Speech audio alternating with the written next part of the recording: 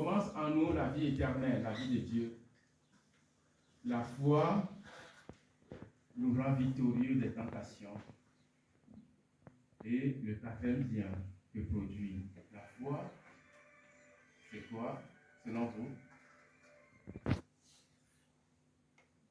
C'est que la foi dirige notre vie actuelle, notre vie présente sur cette terre. Alors, qu'est-ce que cela implique? La foi unit l'âme à Dieu. L'âme chrétienne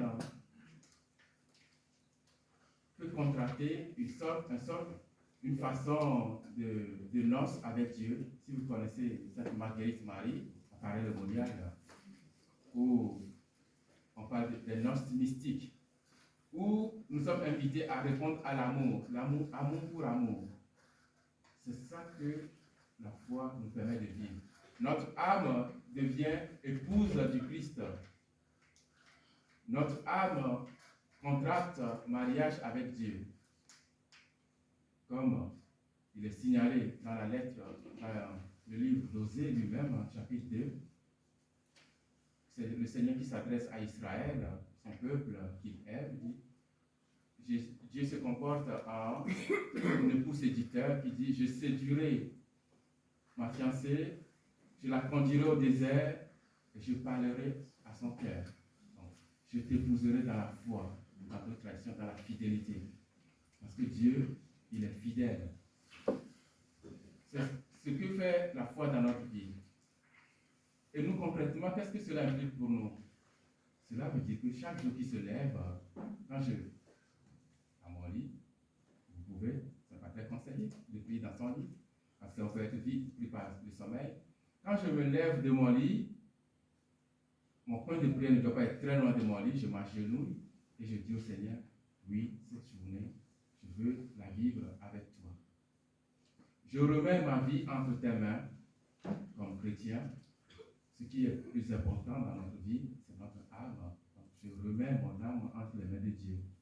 Je dis que tout ce que je vais vivre aujourd'hui soit inspiration de Dieu. Pas ma volonté, mais que ta volonté se fasse dans ma vie. Et c'est aussi ce qui se passe dans le baptême. Hein. On dit, que demandez-vous? La foi. Pour les parents répondent des fois à la place des enfants. Nous demandons pour notre enfant la foi. C'est-à-dire la confiance et une plus grande confiance en Dieu. D'aimer Dieu de tout notre cœur, puisque la foi, la charité et l'espérance vont ensemble. Je pourrais revenir là-dessus pour développer un peu plus. Mais le second bien qui peut produire aussi la foi, c'est de commencer en nous la vie éternelle. Parce que vous le savez très bien déjà. Sinon, je vous encourage à lire beaucoup plus de la Bible. Dans Jean chapitre 7, elle dit la vie éternelle, c'est qu'ils te connaissent, toi, le seul vrai Dieu. Et donc, connaître Dieu, c'est de la connaître déjà sur cette terre. Connaître Dieu, c'est que nous commençons la vie éternelle. Nous pouvons vivre comme Dieu. Et la vie chrétienne, des fois je trouve génial la vie chrétienne, c'est que nous sommes simplement invités à vivre du lien qui se vit dans la Trinité. Dieu le Père, Dieu le Fils, Dieu le Esprit Saint. Comment ils vivent tous ensemble, unis par l'amour. Et c'est cette béatitude-là que commence en nous la vie éternelle. On va dire, oui, nous sommes sur la terre, des fois la vie est difficile. Oui, c'est vrai, la vie est difficile des fois. Et il peut y avoir des choses qu'on ne comprend même pas d'ailleurs. Mais la foi nous permet de vivre la vie de Dieu dans cette lumière, comme dans un miroir. Et sur cette terre, c'est dans la lumière de la foi que nous atteignons Dieu. Mais au ciel, nous le verrons face à face. Et ce serait dans la lumière de la gloire. Dieu qui, dans sa majesté, nous regarderons Dieu dans sa majesté, et simplement comme il est Dieu. Nous ne serons jamais tout à fait Dieu, même s'il n'a pas dit que vous êtes Dieu. Nous nous serons toujours des créatures en face de notre Créateur. Et nous vivrons de la vie de Dieu pleinement. Comme Sainte Thérèse, c'est l'amie thérésienne venue de Bruxelles, vous savez bien, il y a Kokelberg, il y a beaucoup d'événements qui se passent là-bas. Sainte Thérèse nous dit que chacun sera comblé tel qu'il est. Si le Seigneur me donne un petit verre, mon petit verre sera comblé. Mais si j'ai un grand verre comme ça, je serai comblé aussi. Il n'y aura pas de jalousie. Chacun sera comblé. Mais déjà sur cette terre, la foi nous permet de vivre cette vie de Dieu, la vie trinitaire, la vie des bienheureux.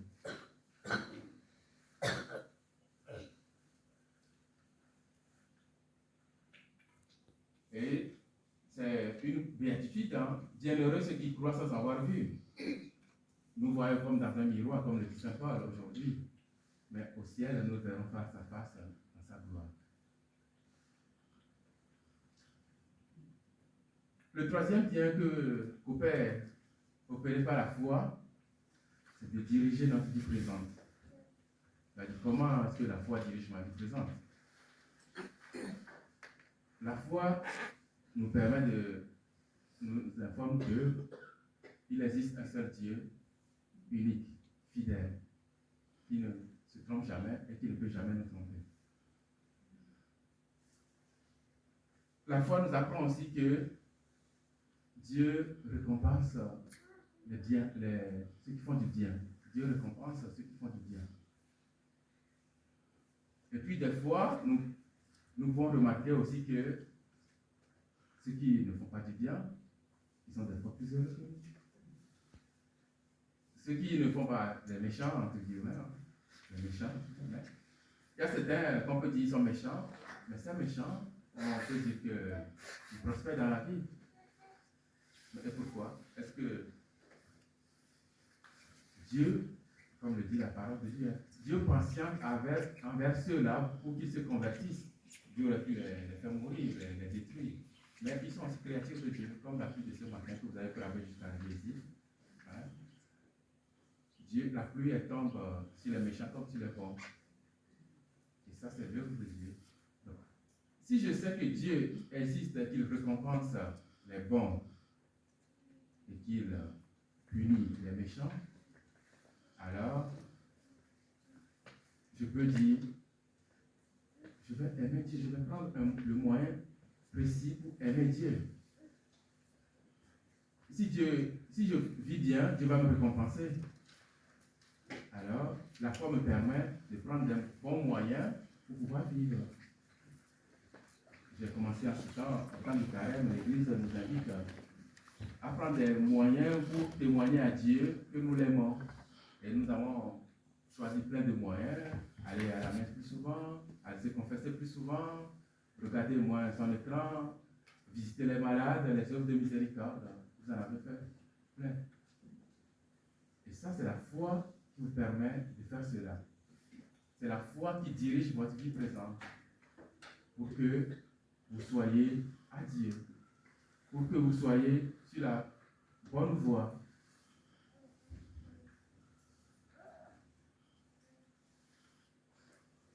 Et puis la foi nous enseigne qu'il existe une vie meilleure. Là, notre vie ne s'arrête pas sur cette terre, comme des pèlerins. Ce que vous faites encore très bien aujourd'hui, environ l'année. C'est toute notre vie. Et être en pèlerinage, c'est dire que c'est faire comme Jésus, dans toute sa vie, il a été en pèlerinage. Il a quitté l'Hyperville. Là, le dimanche prochain, nous allons voir qu'il fait le grand pèlerinage, selon Matthieu, le pèlerinage vers Jérusalem, où il rentre où toute la foule l'acclame. Béni soit celui qui dit au nom du Seigneur. Et donc, la foi, la lettre, la parole de Dieu aussi, la parole de Dieu le dit, hein,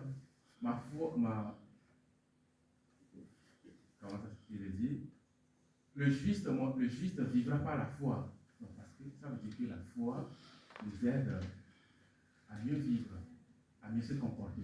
Si je suis chrétien, je ne veux pas vivre comme tout le monde, quoi. Je ne vais pas, quand ça arrive souvent, quand je suis dans ma voiture, par exemple, quelqu'un me double par la gauche, ne commencez pas à lancer des gros mots. je peux m'abstenir parce que je suis chrétien. Je dis oui, parce que je suis chrétien, je ne vais pas dire des gros mots, je ne vais pas insulter tout le temps. Et je ne vais même pas aussi récriminer, râler. Hein. Ça peut arriver que dans la paroisse, on dit, oh, la personne, la clé, la fois on prend l'exemple le responsable de la sacristie, par exemple. Je ne sais pas qui c'est là. Le responsable, on dit, il faut ouvrir l'église, il n'est pas là. Et donc tout le monde se met à râler, oui, c'est toujours lui, c'est fait toujours comme ça. Ou j'ai l'intention aujourd'hui de lire à la messe, puis la responsable de lectrice ne me donne pas la lecture, je commence pas à râler. Et je l'attends au carrefour pour lui dire les 4 vérités. Ou c'est monsieur l'abbé, il s'adresse toujours à telle personne, moi quand il me voit, il prend l'autre chemin. Et ensuite, qu'est-ce qui se passe? On imagine dans notre tête. Et donc, la foi va nous aider à purifier notre intelligence, à purifier notre imaginaire, pour que nous puissions vivre plus tranquille. Parce que mon frère ou ma soeur ne me veut pas nécessairement du bien, ne me veut pas nécessairement du mal, mais il veut peut-être mon bien. Mais là, le moyen qu'il prend n'est pas le bon moyen de faire. Donc voilà, la foi dirige notre vie présente. Le quatrième bien que je vais m'arrêter là. La foi nous rend victorieux des tentations. Il y a plein de tentations qui nous entourent. Mais là, je trouve que c'est très important ce point pour moi. Donc je reprendrai dans le deuxième entretien, je reprendrai par là. Et notez que la foi nous rend victorieux des tentations. Alors après avoir dit tout cela, nous pouvons nous confier, nous abandonner entre les mains de la diète des pauvres qui vient ici à nous soulager la souffrance. Parce que avoir mal au cœur ou porter des choses difficiles dans le cœur, ce sont des souffrances que c'est pour cela que Marie vient à Marie. Elle a dit, je vais soulager la souffrance. Alors, laissons la mère Marie afin qu'elle travaille dans notre cœur. Elle qui nous conduit à Jésus, source de la grâce. La messe va commencer maintenant.